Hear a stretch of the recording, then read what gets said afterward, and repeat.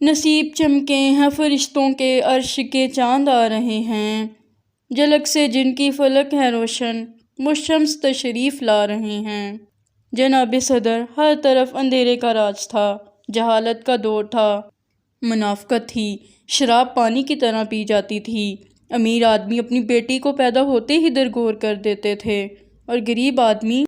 کی بیٹی کو زندہ رکھا جاتا تھا، وہ بھی اس لیے کہ وہ جوان ہو کر عمرہ کی ہوس کو پورا کرے۔ طاقت پر کمزور پر حاوی تھا، غلاموں کے ساتھ وہ سلوک کیا جاتا تھا جسے دیکھ کر رونگٹے کھڑے ہو جاتے تھے، حتیٰ کہ جانور بھی اس دور کے انسان کے ظلم کا نشانہ ہوا کرتے تھے۔ اس اندھیرے کو دور کرنے کے لیے نور مجسم صلی اللہ علیہ وآلہ وسلم تشریف لائے، جہالت کے اندھیرے کو مٹانے کے لیے معلم اعظم تشریف لائے، غریبوں کے لیے ایمان کی دولت لے کر تشریف لائے، منافقت کو مٹانے کے لیے صادق تشریف لائے، شراب کو ختم کرنے کے لیے آب حیات لے کر تشریف لائے، ماں، بہن اور بیٹی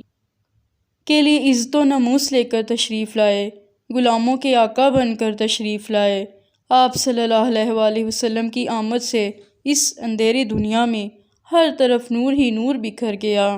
ہر شے جھوم اٹھی، پہاڑ اور اشجار سب آپ کے احترام میں سر تسلیم خم ہو گئے۔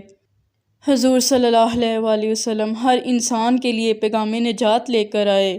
بنی نوع انسان کے لیے رحمت بن کر آئے۔ آپ